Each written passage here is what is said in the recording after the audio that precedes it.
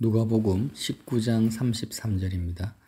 나귀 새끼를 풀 때에 그 임자들이 이르되 어찌하여 나귀 새끼를 푸느냐 대답하되 주께서 쓰시겠다 하고 그것을 예수께로 끌고 와서 자기들의 겉옷을 나귀 새끼 위에 걸쳐놓고 예수를 태우니 가실 때에 그들이 자기 겉옷을 길에 펴더라. 이미 감난산 내리막길에 가까이 오심에 제자의 온 무리가 자기들이 본 바 모든 능한 일로 인하여 기뻐하며 큰 소리로 하나님을 찬양하여 이르되 찬송하리로다 주의 이름으로 오시는 왕이여 하늘에는 평하여 가장 높은 곳에는 영광이로다 하니 무리 중 어떤 바리새인들이 말하되 선생이여 당신의 제자들을 책망하소서 하거늘 대답하여 이르되 내가 너희에게 말하노니 만일 이 사람들이 침묵하면 돌들이 소리 지르리라 하시니라. 가까이 오사 성을 보시고 우시며 이르시되 너도 오늘 평화에 관한 일을 알았더라면 좋을 뻔하였거니와 지금 내 눈에 숨겨졌도다. 아멘. 이제 일요일이 되었죠. D-Day, 예수님이 십자가에서 죽으시는 D-Day 5일 전입니다. 그 전날에는 토요일에는 베다니 나병 환자 시몬의 집에서 만찬을 하실 때 나사로의 누이 동생 마리아가 주의 발에 향유를 붓고 가룟 유다는 대제사장에게 가서 예수님을 은삼십에 파는 일이 있었죠. 토요일 날 있었고 일요일 날 이제 나귀를 타고 예루살렘에 입성하시는 내용이 지금 막 읽은 내용입니다. 참 어떻게 보면 이해가 되지 않는 것이 왜 주님은 굳이 이렇게 퍼포먼스를 꼭 하셔야 되는가? 5일 뒤에는 예루살렘에 있는 수많은 군중들에게 온갖 수치와 모욕과 배신을 당할 것을 뻔히 아시면서 왜 굳이 나귀를 타고 군중들의 환호를 받으면서 입성을 하셨느냐라는 거예요. 저 같으면 이제 5일 뒤에 이렇게 어떻게 보면 사회적으로 완전히 처박히는 거잖아요. 그러면 그냥 조용히 와서 조용히 들어올 것 같아요. 근데 이게 뭐 주님이 사람들의 환호성과 인기를 좋아하셔서 그런 건 절대 아니죠. 이렇게 들어오신 이유가 있다라는 거예요. 그게 왜 그럴까요? 주님은 분명히 이 땅에 평화의 왕으로서, 만왕의 왕으로서 오셨습니다. 이미 주님은 왕이세요. 믿는 자와 믿지 않는 자 다 포함해서 하늘과 땅의 주인이십니다. 그래서 나귀도 그냥 주께서 쓰시겠다 하라 이 말 한마디에 그냥 주인이 내어주는 거예요. 이게 주님의 권세죠. 모든 것이 다 주님의 것이라는 거예요. 믿는 자와 믿지 않는 자의 차이는 뭐냐? 주님이 왕 되심을 기뻐하느냐? 이미 왕이신 것을. 물론 지금 세상 임금은 마귀고 세상에는 죄가 가득합니다. 그렇지만 그럼에도 불구하고 예수님은 창조주 하나님이시며 만왕의 왕이심을 우리는 믿고 있는 거예요. 실제로 그렇죠. 그래서 이제 예수님이 만왕의 왕 되심을 기뻐하는 자는 하나님의 자녀고 주님이 왕이심을 인정하지 않고 또 기뻐하지 않는 자는 마귀의 자녀입니다. 세상에 속한 자인 거예요. 그래서 이제 예루살렘으로 올라가시면서 19장에 보면 은열무나 비유를 하십니다.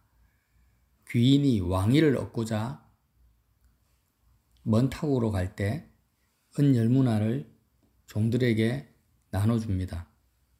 그 종들이 장사를 해서 착하고 충성된 종은 남기죠. 그러나 악한 종은 수건에 싸서 묻어두다가 그냥 그대로 줍니다. 왜? 그 종은 주인에 대해서 어떻게 생각합니까? 엄한 사람이다. 두지 않은 것을 취하고 심지 않은 것을 거두는 그런 엄한 사람인 것을 무서워한다. 내가 당신이 무섭다라는 거예요. 한마디로 말해서 왕이 되는 그 귀인, 그 예수님이죠. 예수님에 대해서 좋은 감정을 가지고 있지 않은 거예요. 왕 되는 것을 기뻐하지 않습니다. 이런 상황에서 그 비유에 보면은 누가복음 19장 27절에 내가 왕됨을 원하지 아니하던 저 원수들을 이리로 끌어다가 내 앞에서 죽이라 하였느니라 하고 말씀을 마치시는 거예요. 이 말씀을 하시면서 예루살렘으로 입성하고 계십니다. 그러니까 주님이 왕 되는 것을 어느 정도로 기뻐하고 원해야 되냐면 38절에 나온 말씀처럼 아무것도 모르고 소리치지만 이 말씀을 성경에 예언된 말씀을 이루시는 거잖아요. 기뻐하며 큰 소리로 하나님을 찬양하여 이르되 뭘 기뻐합니까? 지금 만왕의 왕이신 만유의 주이신 예수님이 지금 오시는 거예요. 우리를 구원하시기 위해서 하나님의 뜻을 이루시기 위해서 이렇게 우리의 왕으로서 나귀를 타시지만 왕으로서 성에 입성하시는 것을 내가 호산나 다윗의 자손이여 하면서 큰 소리로, 작은 소리가 아닙니다. 기뻐하며 큰 소리로 춤추면서 하나님을 찬양하며 찬송하리로다. 주의 이름으로 오시는 왕이여 하늘에는 평화요 가장 높은 곳에는 영광이로다. 이렇게 소리치면서 기뻐하는 것이 뭐예요? 바로 구원이라는 거예요. 자, 십자가에서 죽으시기 위해서 들어오시면서 왜 이렇게 대조적인 상황을 연출하시느냐. 이게 의문이라고 했죠. 이 부분을 우리가 반드시 이해를 해야만 복음을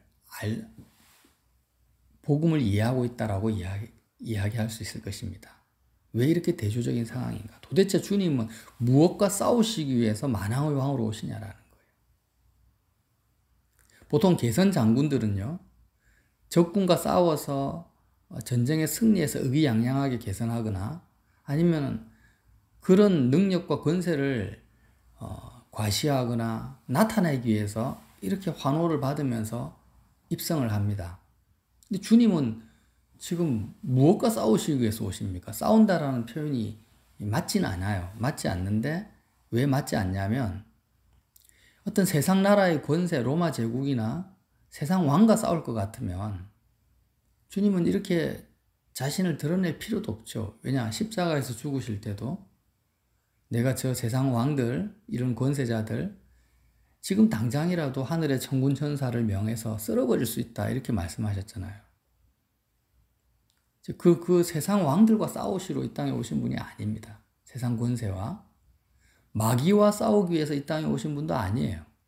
우리는 자꾸 주님이 마귀와 싸운다 이런 개념을 가지고 있을 수 있습니다. 근데 그렇지 않아요.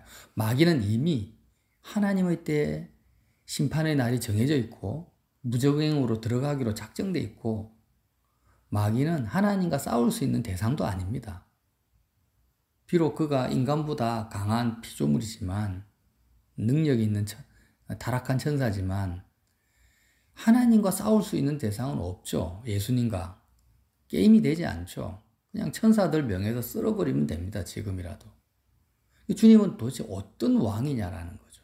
마귀와 싸우는 것도 아니고 세상 왕과 싸우는 것도 아니라면 무엇과 싸우길래 주님은 나귀를 타고 들어오시는 것입니까?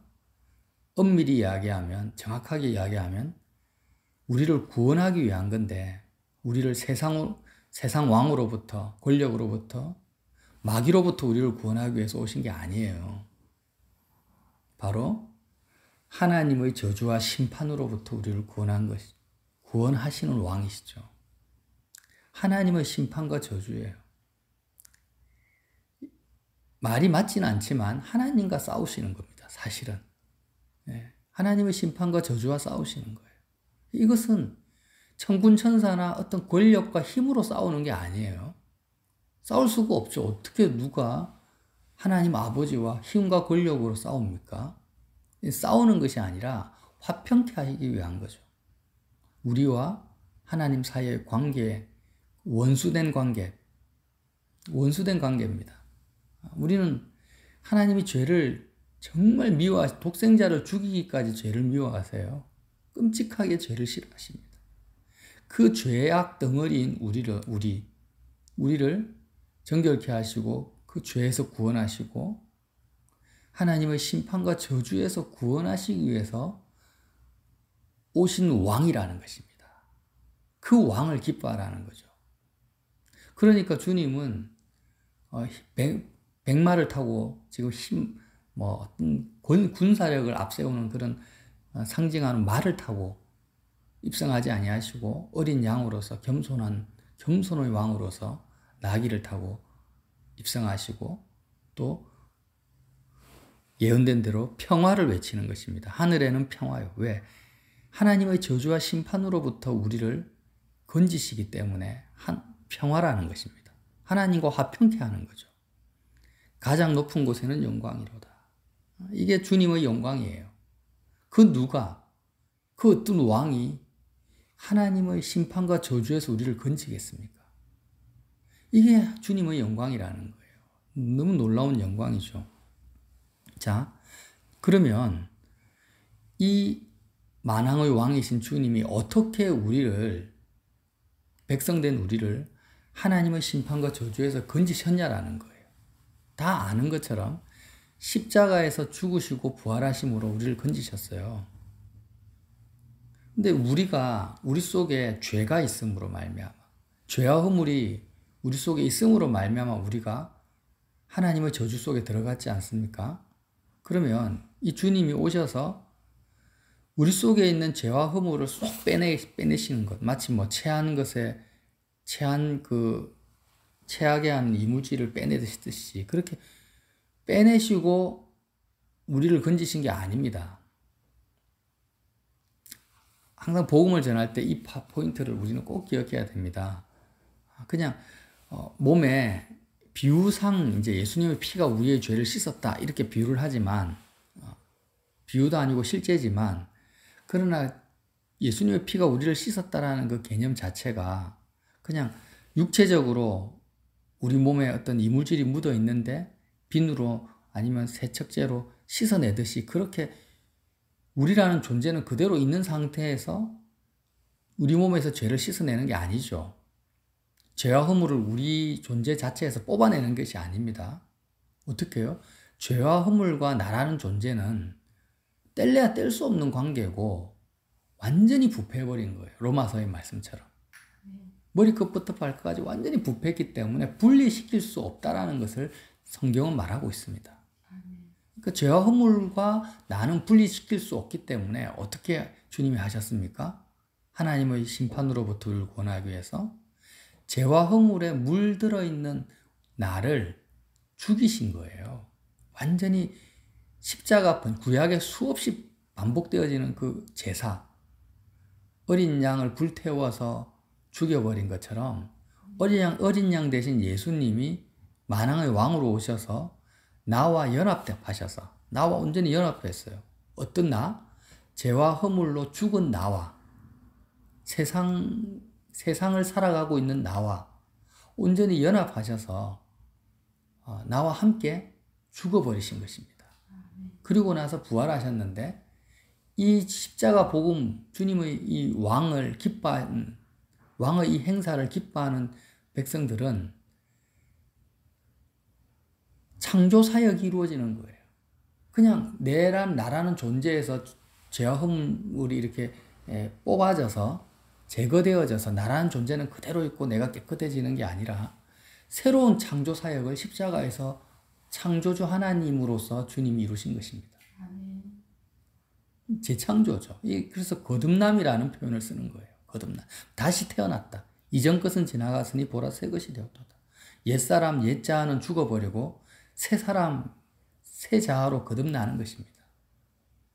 자, 이 창조 사역이 십자가에서 이루어졌는데 이게 바로 뭐예요? 가장 높은 곳에서는 영광이다. 하나님으로서의 영광을 나타내시고 평화다. 하나님과 우리 사이에 화평케 하시는 이 일을 십자가에서 이루십니다.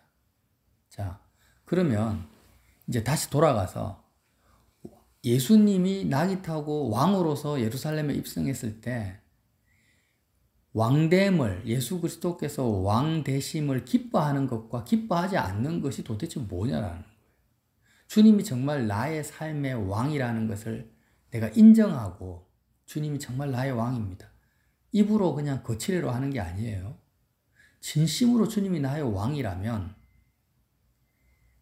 또 주님이 왕되심을 기뻐한다면 우리는 하나님의 저주와 심판에서 구원하시는 그 왕되심을 기뻐하는 것이고 하나님의 저주와 심판에서 내가 벗어났다라고 내가 정말 믿는다면 뭘 믿는 것입니까?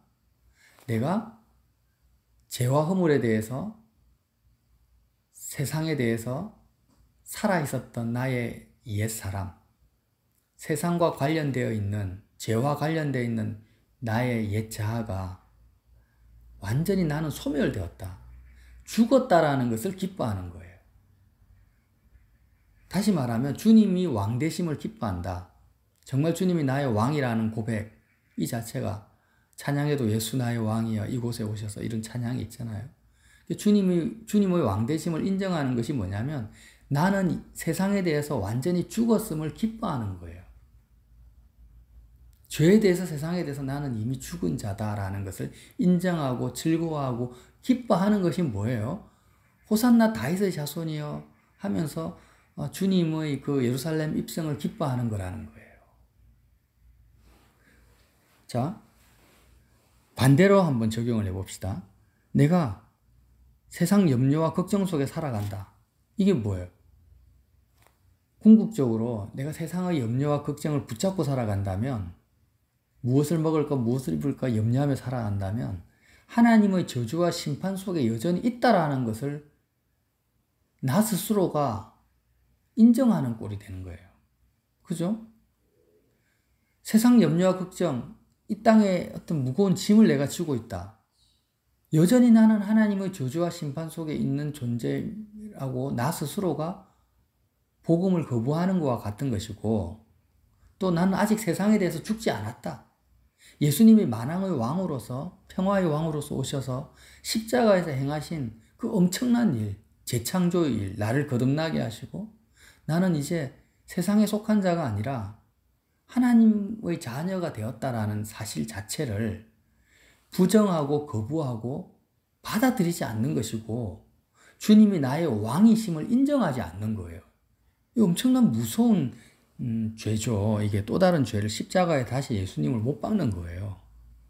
그러니까 내가 사는 것이 아니라 예수님을 믿는 믿음으로 살지 않고 내가 주인 되어서 내가 염려하고 계획하고 이렇게 내가 주체적으로 살아가는 것 자체가 뭐예요?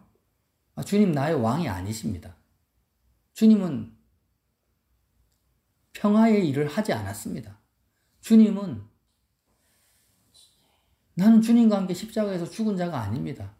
내가 십자가에서 주님과 함께 죽어버린 이 놀라운 사건, 감정적으로는 체험되지 않지만 항상 체험되는 건 아니지만 팩트죠. 진리입니다. 이 진리를 나는 인정하지 않습니다라는 말과 똑같은 거예요. 내가 어떤 자녀의 부모로서 내가 책임을 지고 살아가요.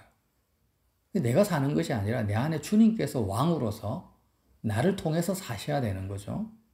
나는 여전히 세상에 속한 자로서 세상에 이 땅에 대한 소원과 꿈과 비전과 나의 욕망과 내 소원을 가지고 이 세상의 어떤 폿대를 향해서 막 달려가고 있습니다. 이게 다 뭐예요? 하나님의 저주와 심판 속에 살아가는 거예요. 주님이 나의 왕이심을 인정하지 않는 것입니다. 그리고 말로만, 입으로만, 종교적으로만 예수님 나의 왕입니다, 주님입니다, 목자입니다 이렇게 말하지만 실제로는 주님이 왕되심을 기뻐하지도 않고 인정하지도 않고 왕으로서 행하신 일도 내가 받아들이지 않는 것이죠. 자, 이게 뭐예요? 하나님의 원수라는 거예요. 열무나 비유에서 내가 왕됨을 원하지 않던 저 원수들을 이리로 끌어다가 내 앞에서 죽이라. 내가 왕됨을 원치 않았던 저 원수들. 하나님의 원수로서 십자가의 원수로서 살아가는 거예요. 그래서 십자가의 원수로 살아가지 않고 정말 하나님의 저주와 심판에서 벗어난 자로서 화평케 된 자로서 살려면 우리는 항상 마음속에 예수님이 왕으로서 하신 일들, 하신 놀라운 일, 뭐예요? 나는 세상에 대해서 주님과 함께 이미 죽은 자다. 세상과 상관이 없는 자다. 이 땅에서 벌어지는 모든 일들은 이제 나의 책임이나 나의 권한이 아니라 다 왕이신 주님의 권한 속에 있다. 왕이신 주님의 권세 안에 있다라는 거예요. 어떤 것도 나의 소유가 아니다. 소유의 문제를 계속 다루어오셨잖아요. 막달라 마리아와 가룟 유다의 그 선택의 그 말씀 속에서도 너가 가지고 너에게 주어진 모든 소유는 너의 소유가 아니라 주님의 것인데 왜 주셨는가? 주님이 왕되심을, 주님의 그 소중함을, 그 소유를 주님께 쏟아 부음으로 말미암아 오늘 말씀에 적용하면 주의 왕되심을 나타내기 위해서 주신 거예요. 나의 왕되심을, 주님이 나의 왕되심을. 그러니까 우리는 그냥 복음이라는 것은 너무 단순하죠. 주님이 나의 왕이심을 인정하고 기뻐하기만 하면 되는 거예요. 그 안에 모든 것이 다 들어가 있습니다. 염려할 필요도 없고 근심할 필요도 없고 내가 책임질 필요도 없고 주님이 왕이심을 기뻐하고 찬송하며 감사하기만 하면 하나님과 나와의 모든 관계는 화평한 관계, 평화한 관계가 되고 나는 모든 저주와 심판에서 벗어나기 때문에 왕은 백성을 책임져 줍니다. 모든 원수들의 공격과 압제로부터 벗어나게 하고 자유케 하는 것이 왕이거든요. 예수님이 우리의 왕이신 거예요. 무엇을 염려하며 근심하며 살아갑니까? 우리 속에 내 마음속에 조금의 염려나 근심이나 이 땅을 살아가는 부담감이 생길 때마다 나는 주님 나의 왕이십니다. 라고 이 한마디만 고백하면 싹 사라져 버려야 된다는 거예요. 내가 세상에 속한 자로서 산다. 주님 나의 왕이 아니시죠. 세상에 대해서 아직 죽지 못했다. 주님 나의 왕이 안 되신 거예요, 사실. 왕이신데 왕이심을 내가 못 누리는 거죠. 자, 그래서 예수님이 낙이 타고 입성하실 때 이 백성들의 환호성과 기쁨과 그 감사, 이것이 바로 내 마음속에, 나의 삶 속에 계속해서 나타나야 된다라는 것을 실물 계시로 주님이 보여주시는 사건인 거죠. 5일 뒤에 수치를 당하실 걸 뻔히 알면서도 이게 너무나 중요하다. 이것이 바로 내가 너에게 원하는 삶이다. 라는 거죠. 그래서 예루살렘을 향해서 42절에 이르시되 너도 오늘 평화에 관한 일을 알았더라면, 평화에 관한 일이죠. 하나님과 우리 사이에 우리를 하나님의 저주와 심판에서 구원하시는 이 평화에 관한 일을 알았더라면 좋을 뻔하였거니와 지금 내 눈에 숨겨졌도다. 예루살렘 성이 환호하는 이유가 뭐예요? 예수님이 로마의 압제에서 구원할 그런 이 세상과 관계된 왕으로서 환호를 하고 있으니까 내 눈에 숨겨졌다라는 거예요. 날이 이를지라 원수들이 토둔을 쌓고 너를 둘러 사면으로 가두고 예루살렘 성이 돌 위에 돌 하나도 남지 않고 완전히 무너질 것을 또 예언하십니다. 정리를 해볼게요. 주님은 세상 왕이나 권세로 우리를 구원하시기 위해 온 것도 아니고 마귀로부터 구원하기 위해 온 것도 아닙니다. 주님과 상대가 되지 않아요. 그들과 싸울 가치도 없고 싸울 이유도 없습니다. 주님은 하나님의 저주와 심판으로부터 나를 구원하시기 위해서 오신 평화의 왕이신데 그렇게 주님의 왕됨을 인정하는 것이 기뻐하는 것이 뭘 기뻐하는 거라고요?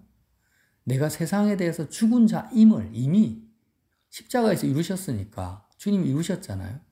내가 이미 세상에 대해서 죽은 자임을 기뻐하는 거예요. 근데 여전히 세상에서 이루고 싶은 것이 있고 세상에서 사람들에게 인정받고 칭찬받고 성공하고 출세하고 이런 것들을 내가 소원하고 기뻐하기를 원하고 있다면 주님이 나의 왕됨을 원치 않는 하나님의 원수로 살아가는 것입니다. 이걸 우리 마음속에 새겨야 돼요. 그래서 하나님은 뭘 기뻐하십니까? 우리가 어떤 상황을 맞이한다 할지라도 주님의 왕됨을 인정하면서 주님, 나는 이미 세상에 대해서 죽은 자입니다. 나는 거듭난 자입니다. 나는 하늘에 속한 자입니다. 이 세상에서 살아가는 모든 일들은 왕이신 주님의 주권 속에 있는 거지 나의 염려와 근심 속에 있지 않습니다. 하면서 왕이신 주님을 기뻐하고 찬양하는 것을 하나님은 제일 좋아하시고 제일 최고의 인간의 예배요 경배로 받아주시는 것입니다. 뭐 대단한 것을 우리에게 요구하는 것이 아니죠. 너에게 주어진 소유가 무엇이든 오늘 너에게 허락된 시간, 삶이 무엇이든지 간에 골방에서든 직장에서든 길가에서든지 간에 그냥 예수님이 왕되심을 기뻐하기만 해라. 왕이심을 찬송하고 기뻐하고 즐거워하기만 해라. 그러면 너는 정말 그 누구도 느끼지 못했던 평화의 평화를 누리며 살 수 있다. 안식할 수 있다. 그 약속을 우리가 꼭 붙잡고 오늘도 왕이신 예수님 너무 감사하지 않습니까? 주님이 나의 왕이세요. 이거는 문자적인 사건이 아닙니다. 실제로 나의 왕이십니다. 무엇을 두려워하며 무엇을 염려하며 무엇을 걱정하겠습니까? 단지 왕이신 주님과 함께 하늘 보좌에 우리가 안치운 바 되었다라는 그 말씀을 붙들고 또 승리를 누리시기를 예수님 이름으로 빌어드립니다.